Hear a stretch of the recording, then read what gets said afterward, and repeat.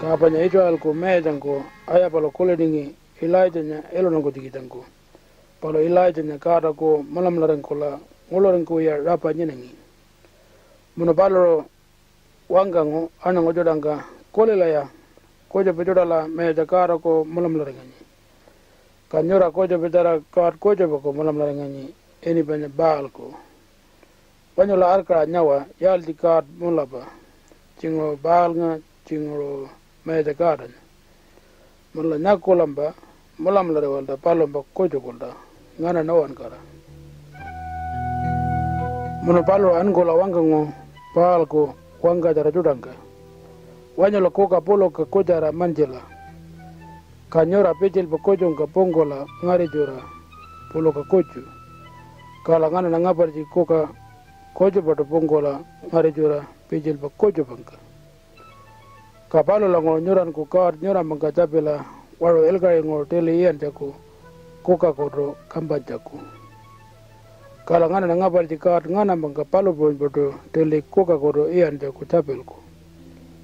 Menula palo lango da nyanganyi pejel pa yal jingka okalingola tele ngaraku. Kala nyakola mpa malam laranganyi kar panya pejel pa tele ntijaku kojoku. Nangalaji Elijah lo wangango chanala meja kara ko kojoko malam larangojoku. Kaya hanango jodango kole awangango Elijah wero nyundo alaji kole no. Malapala ngana na alaji palalko. Kaya Baalku Wangkatjara jodango koka pongola jono pijilda kado. Mune tapiringi baalda waro teli ian jako elgaringoro. Mune jana rawango podo capia mungar jiringo. Ka waro teli elgaringo okalingonja wiyala jiru. Ka Elijah lol bi koka pijilda kado jono mune wajano wade juta mena joden jako koka pondonga.